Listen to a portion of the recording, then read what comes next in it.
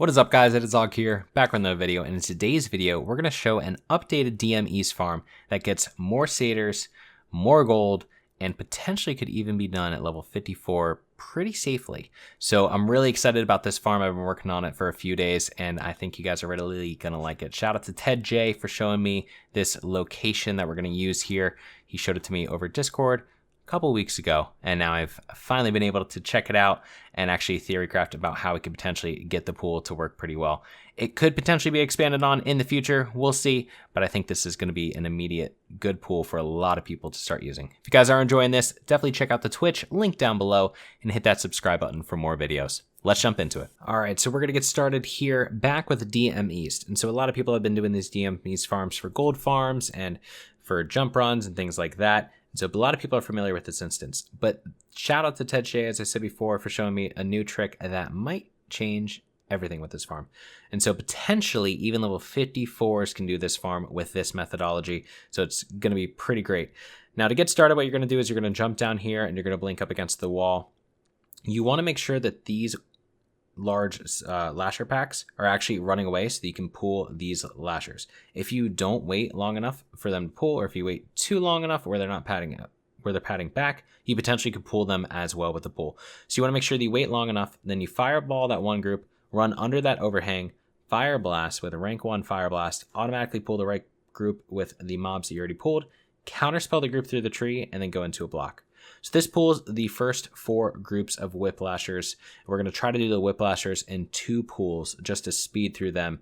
Not only do they drop good loot, but they also open up a wonderful clearing opportunity for us later, which you guys will see. So here we just AoE them down. The trick to kind of doing the lashers, guys, is to flame strike, cone of cold, and then run away. So what happens when you kill lashers is that you activate something called a leeway. So whenever 2 mobs are in movement, leeway is activated. Leeway allows them to hit you from farther and you to hit them from farther. So this allows you to hit them from further with arcane explosion. So it's a benefit to you because you can just do arcane explosion from a further distance away, but also you're able to stay farther away so you're not getting hit by them. But you do have to watch because you could potentially be getting hit by them, and at level 54 they could potentially daze you, which could cause problems. But as long as you're the Flame Strike Shatter spec, you should be good to go, and I'll be linking that spec down below for which spec I recommend for this farm. After we finish off those, we're going to get ready for the next lashers. Be careful if you are level 54 running through here, just because you might be pulling some of the mobs. If you do pull any of the mobs, use this pillar as a reset. You guys will see how I reset that later. Now over here, there could be a book, and so that book can contain Forest Compendium of Dragon Slaying or something like that. So that's one big benefit of this farm, is that it does open you up to multiple Forest potential drops, and so that's over here, right behind this pillar, could be that book. But we're going to get started with the second pool of the lashers here. So what we want to do here is we want to pull this first group of lashers. We then want to run over to this tree behind us, and you can actually blink through this tree. This way, none of the extra mobs around them are pulled. So there's 2 large lashers that could potentially aggro you and do a lot of damage to you, so you do not want to pull them. So we go ahead and we blink through there. I recommend waiting until you see the mobs come through the tree from the first pool. As long as you wait for them to come through the tree, you should be good and not pull any of the death lashers or anything like that. But we then come over here, we pull the next group of whip lashers, oh my gosh, without anything other than face pull, counterspell the last group, blink away, and then we're going to allow them to stack up. You could use an iron grenade here if you wanted to, but I just let them stack up, and then I just go for the Flame Strike, Cone of Cold to kill them from there. Again, we're going to run away after we do these 2, get some distance from us so we're not getting hit by all of the leeway, and then just Arcane Explosion them down. So far we've killed 84 mobs. Now those 84 mobs have a really good loot table, so they have herbs that they can drop. They also drop 3 different things such as serrated petals, thorny vines, and lasher roots, which all vendor for a very good amount. And then they also have potentials to drop backpacks, epics, blues, all different kinds of things. So this alone is just 84 loot drops that are going to be very good. If you have herbalism now, you can also run through this internal part and you can pick up all the herbs, and that will give you a lot of gold, and that's one of the biggest benefits of this farm. But over here we go and check for that extra book, but unfortunately that book is not there, so we just decide to get back our mana. Once we get back our mana, we're going to go into the next room, and this is where the bulk of the farm is going to be, and the new strategy that we're going to use. Now, within the Hydra spawn room, there are stealth mobs. And so these guys we're going to run into one right now are called wild spawn shadow stalkers. And so they're just stealth satyrs. What you want to do is you want to kill those just so they're not in the pathway. The issue that they present is that they do a slow mechanic, and so they can slow you by something like 80% with this poison thing. So if you're a gnome, you could take it off with Escape Artist, but it's really just a pain to deal with. So it's much better just to take them out before you actually start the farm. But you take them out, and then we can start the farm. We're going to be killing 2 of them each time. The way that they pat is they pat from out here and come out to here and run back in. So that could be one. And then the other pats within the room, kind of just straight in your route where you're going to want to run. So you might as well just try to kill them in the first place. And that's probably going to be a lot easier for you. But here we can see that we got them down. Now we're going to go into the room and we're going to go kill the other one. Now the nice thing about the satyrs is that they do drop a lot of very good loot. So they have the chance to drop fell cloth. They have the chance to drop books, so librams, and they can drop living essence and also demonic runes. Demonic runes are things that can give you back a lot of mana just for the cost of health. So those are very, very useful in raiding, especially once we get into some longer fights. Those are going to probably provide to be pretty useful, and a lot of healers actually need them. So you can bring a healer along and they could just get all those runes if they need them. But then the money's coming from the fell cloth, obviously going for 3 gold a piece, the librams, and then just any other drops that they drop. There's also a chest that can spawn in that room. So one of the packs that we're going to be killing is going to give you a potential to get a chest, which may or may not be locked, but that's some extra gold that you can get. Now within this room, the typical way that we kill them is by using Flame Strike Cone of Cold. A lot of people have issues with Flame Strike Cone of Cold because the leeway is actually pretty tough to juggle with these mobs, just because if one resists, they do hit pretty hard and they have abilities that can slow you and things like that, as I said before. So a lot of people have some issues with the Flame Strike Cone of Cold. That being said, also, a lot of people can't pull as many mobs with the Flame Strike Cone of Cold because there's too many mobs and the chance of resist and things like that. It's also very difficult to pull off 54 just because you even have a higher chance of resisting from the mobs and probably don't have a ton of practice with the Cone of Cold kite strategy yet. So it's going to be tough. So a lot of people have issues with that. We're going to present a strategy that allows you to kill them without that. So the first thing we want to do is we want to come over here and we want to kill this pack. So within this room, there are 2 different types of packs. There's pure melee packs, so that's rogues and shadow stalkers and things like that. And then there's Hellcaller packs. So Hellcallers cast Rain of Fire and Fireball at you, which both do a lot of damage, but they also have imps. And so they typically have 5 imps per pack, but it could be 4 or 5. Those imps you need to kill first. So these imps, what they do is they cast Fire Blast at you, as you saw right there. That hits for about 400. So you want to keep them pretty much in max range at all times. But what I like to do is I like to Blizzard the mobs, let them come around the side in Hydra Spawn's room. They won't pull Hydra Spawn, which is great. And so then you can just keep on kiting them away. And then you use Frost Nova and the Line of Sight to avoid the damage from the Hellcaller. And so the Hellcaller is going to be doing a lot of damage with Fireball. He's going to be doing a lot of damage with Rain of Fire. But if you can use a combination of Counterspell and Line of Sight, you can really mitigate the damage that you're taking from him while being able to take out those imps. And you're also not taking damage from their Fire Blast, which hurts. So eventually we get down the imps, and then we're going to focus on the Hellcaller itself. It might take you a little bit of practice just to get down that pack, but just remember that it's Blizzard, hide, Nova, run away, Blizzard, hide, Nova, run away. Just rinse and repeat until they're dead. But now we're going to focus down this Hellcaller and get him out of the way. Now, the reason why we wanted to do that is because there's actually 4 melee packs in the room. So most people, when they pull the satyrs within this dungeon, which is part of the typical DME slasher farm, they pull 2 packs. Because with 3 packs, it's pretty tough to get it down, even with Flame Strike Cone of Cold, even with experience, and you could get bad RNG and die and things like that. So it's not fun. But with this strategy, we're going to be able to open ourselves up to 4 potential packs. First, though, I'm going to show the strategy with 3 packs that is going to be kind of nicer to new people getting used to this farm and things like that, just so they could immediately jump into it. And then we'll jump into the 4-pack farm. Once you get mana, though, what you want to do is you want to run past Hydra Spawn. Hydra Spawn pats in a big Y formation. So he runs out to the left side, runs back, runs out to the right side, runs back, left side, right side, left side, right side. So you can see that right now he's going to run back towards us. So we're going to run around the right side here just to avoid him, and then run around the back so we don't pull him. We're going to go over to the left side of the pillar and check this Warpwood pod. So this Warpwood pod could, as we said before, contain a lot of different things. So they could contain poison, lashers, they could root you, they could contain nothing, or they contain loot. So if they are the lashers, that's one you need to worry about. If they're the lashers, you need to make sure that you pull those lashers before you start the pull, but you need to make sure that the group on the left of those lashers, which is Hellcaller, so right to the left of where we're standing right now, the imps are far away from those individual lashers, because if they're close to them when you pull them, they sometimes jump around a little bit, as you can see, and move around a little bit. If they're too close when you pull them, they could potentially pull that pack, and it's not going to be fun to try to reset that.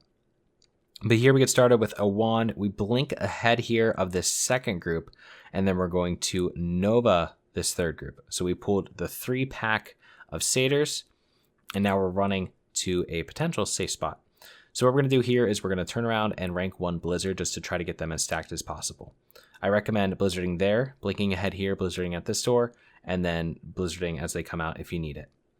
But here we're in the main courtyard. I got a clear cast, so I saved it until the main area. But here we're blizzarding them, and you can see them getting stacked up.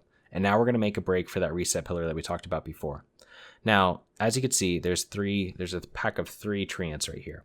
These 3 treants cannot be aggroed by the satyrs. They're on a different aggro table, which is nice because the satyrs, as you saw right there, just run straight through them and don't pull them. You, however, can aggro them. So if you get too close to them, you will aggro them. So just try to avoid them, run away, and you'll be good to go. When you're ready, though, once you have all the packs, you go into a block. Then you're going to cancel block, come out, and Nova them. Now, the interesting part about this farm and why it works is this pillar actually acts as not only a reset spot, but also a line of sight spot. And so what we do right here is we blizzard them, they come this way, and then we run back over to the other side, then we blizzard them, and they go the opposite way, and then just back and forth. So the way that I recommend doing this is I recommend facing the mobs with your character, and then using strafe to go back and forth, turning your camera to be vertically placed perpendicular to your body. So you're going to be parallel, your character is going to be parallel to this pillar. Then you're going to turn your camera perpendicular and an aerial view of that. And then you're just going to strafe back and forth here. Now here I do go for a Flame Strike Cone of Cold with the Nova. I do not recommend doing this. I was kind of messing around with it, seeing if it works, but what it does is it does separate the mobs a little bit. So I don't recommend doing that, but that is something you could try to do as well if you wanted to. But the issue is that if you switch sides too early, these mobs aren't going to take the same path and they're going to separate, which is going to be kind of a pain. As you can see there, they also just ran straight through are slow and got separated. So it's going to take a little bit of practice with placement and something you're going to need to get used to. What I recommend is always put your blizzard right at the end of the pillar, and then that should have a wide enough arc to catch them on both sides. You can alternatively place it right to the right of the pillar, right to the left of the pillar, and that can work as well. But here, if the mobs do get disaggregated, just cast a Nova on the mobs when they get over here, let the rest of the group stack up with them, and then you should be good to go, and they should be pretty aggregated again. One other thing that happens is when they're coming around the left side, they actually fan out. So as long as all the mobs come over the left side of the pillar, when you switch sides again, they're actually going to run out here and then run over. And so you're going to be able to see it with this pack if we were to switch over to the other side, that they would do that. But here we get down this first pack. This is, as I said, the smaller of the pools. It's the easier method, I would say. But you can see the power of this reset spot. It's not as large as ZF, it's not as large as SM, so it's not as forgiving, but it does provide the opportunity to kite with the Blizzard strat, which makes it a lot easier for a level 54. If you are level 54, I'd probably recommend pulling the Death Lasher right behind us, just because in the event that you do pull him during the pull, it could cause issues. So I recommend before you even go into a block, just pull him, and then you can just use this spot to reset him after the pull. So that's easier pull. Let's show you the 4-pack pool, which you can advance to after you do this. So here's the alternative pool strategy. And so what you do is you actually run up the right side of hydrogens. This is my second time recording the video, and I just can't speak anymore. I accidentally recorded it with the wrong WoW screen up. And so now I'm just butchering completely my words. But you pull the pack behind Hydra Spawn's location. And what you do is you let them stack up on you like this, and then you actually Nova them right here. And so the point of what we're trying to do here is we're going to try to kite them through the water without aggroing any of the other packs. And so over on the left side, we have a Hellcaller pack, and we also have a Fell Lasher, which we could potentially pull. And if we pull them, that's going to be a big issue. And so what we do is we actually cause them to kite through the water by stacking them up behind that pillar. And then that allows us enough time to go over and get that extra pack, and then come back over here to get that other pack over there. And now we can go for a jump Nova here. So just to go over the pool again real quick, we're going to open up with a Nova on these guys behind this pillar. We're going to hug the left side of Hydrospawn's room. If he's in the way, you have a little bit of time on Nova. Just wait for Nova to be ready to go. You can also blink down the strip if you need to. We're going to go ahead, run over here, counterspell this group, and immediately run back. You can see that they're getting close to us, so we jump turn Cone of Cold right there just to keep them stacked.